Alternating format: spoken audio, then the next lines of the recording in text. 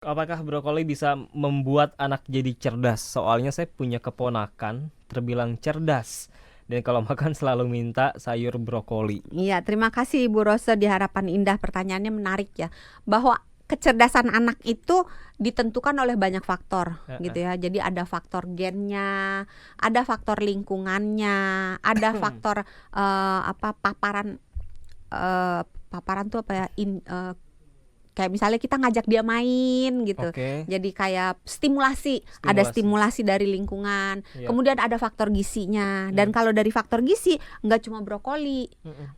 Perlu juga protein, perlu juga lemak baik, perlu juga karbohidrat. Jadi macam-macam. Bahwa suka brokoli menguntungkan kesehatan baik fisik maupun kecerdasan, iya.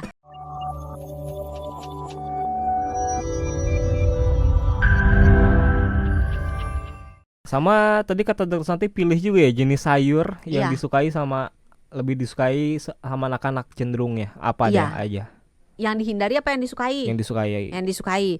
Biasanya anak-anak cenderung suka sayur yang rasanya agak sedikit manis. Wortel, kentang gitu. Itu tuh pilihan yang aman lah.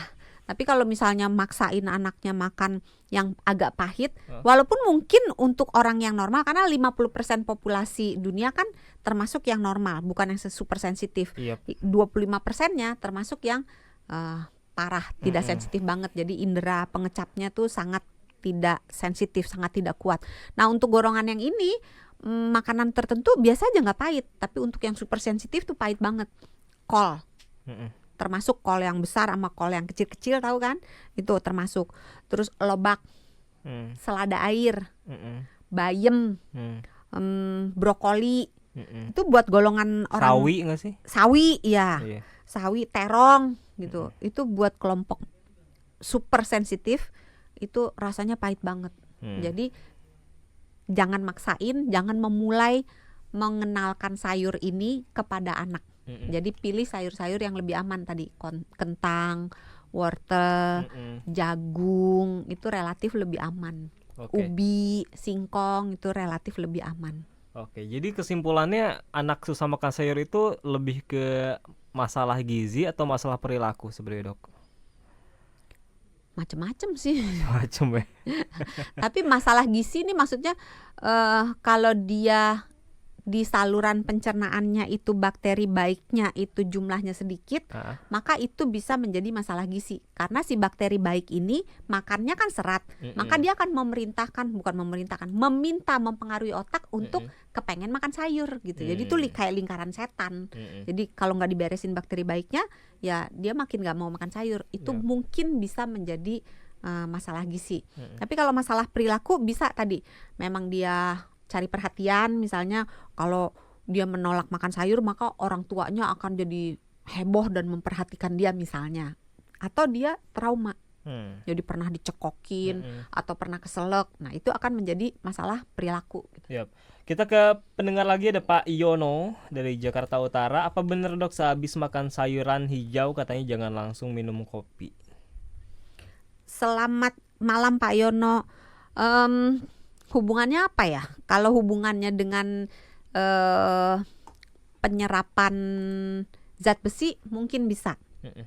Karena zat besi itu apabila sumbernya berasal dari makanan-makanan yang nabati, kan zat besi banyak nih di mana-mana, nggak cuma di ati ayam atau ikan, tapi juga ada di bahan makanan yang nabati, misalnya di bayam, di tempe, tahu gitu. Makanan-makanan nabati apabila dikonsumsi bersamaan dengan kopi atau teh, maka penyerapannya akan dihambat oleh tanin yang ada di dalam kopi dan teh itu gitu. Tapi kalau makanya nih Pak Yono pertanyaannya kenapa nggak bolehnya nih apa? Kalau karena penyerapan zat besi, iya. Oke, dan itu pun sayuran tertentu kah? Semua sayuran mengandung tanin, tidak semua. Oke, kita ke siapa ini? Ada Ibu Rose ya. Mengandung tanin, mengandung zat besi. Kita ke Ibu Rose di Harapan Indah. Tolong klarifikasinya, Dok. Apakah brokoli bisa membuat anak jadi cerdas? Soalnya saya punya keponakan terbilang cerdas. dan kalau makan selalu minta sayur brokoli. Iya, terima kasih Ibu Rose di Harapan Indah. Pertanyaannya menarik ya, bahwa kecerdasan anak itu ditentukan oleh banyak faktor gitu ya. Jadi ada faktor gennya, ada faktor lingkungannya, ada faktor paparan tuh apa ya, kayak misalnya kita ngajak dia main gitu.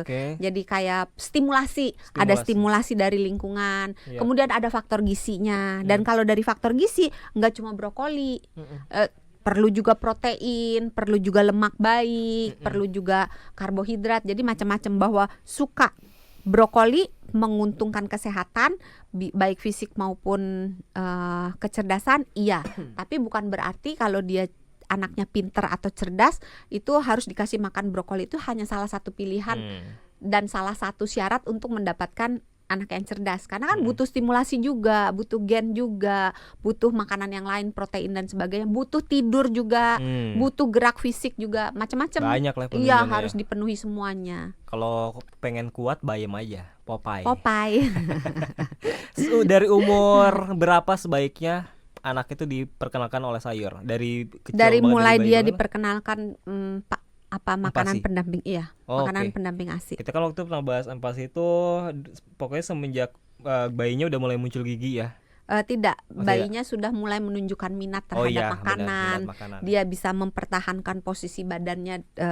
Kan kalau bayi nggak bisa ngangkat kepala gitu, dia sudah bisa mempertahankan posisi kepalanya supaya nggak jatuh-jatuh gitu. Terus sebenarnya menunjukkan minat terhadap makanan sih, itu yang paling gampang.